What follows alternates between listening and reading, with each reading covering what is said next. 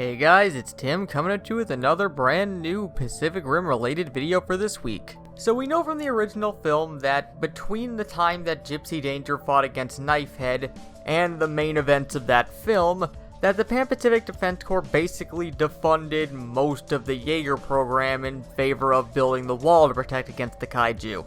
Obviously, since at the time of that film they only had one built and active Mark V Jaeger, and in this new film we're going to have at least 7 Mark VI Jaegers, we know that Jaegers continued to be funded forward after the original film in the 10 years between that film and Uprising.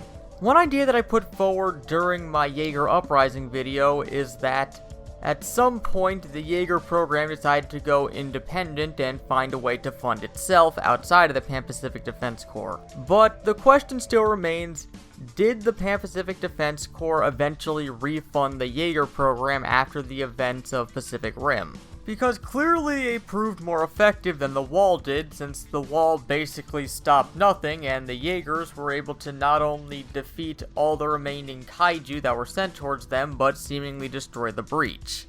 Well, it does seem that we do have an answer to this question. During an interview earlier this month with star John Boyega regarding his new film Detroit, he was asked about his role in Pacific Rim, stating that at the end of the original Pacific Rim, they felt that they had closed the breach, but unfortunately the enemy had grown more intelligent and had other ways of doing things.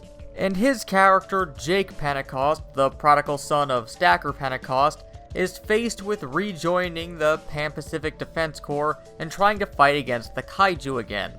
So, there we have it. It seems that in response to destroying the breach, seemingly not stopping the precursor threat, as well as us knowing that we're getting new, substantially upgraded Jaegers in this film, then it can be safely assumed that the Pan-Pacific Defense Corps, in response to the threat returning, and the Jaegers being their seemingly most effective option against them, they fully refunded the Jaeger program to continue the construction of new Jaegers and research into the kaiju. But whether or not they reopened all of the closed shatter domes, or if they continue to operate solely out of Hong Kong or some other centralized point remains to be seen.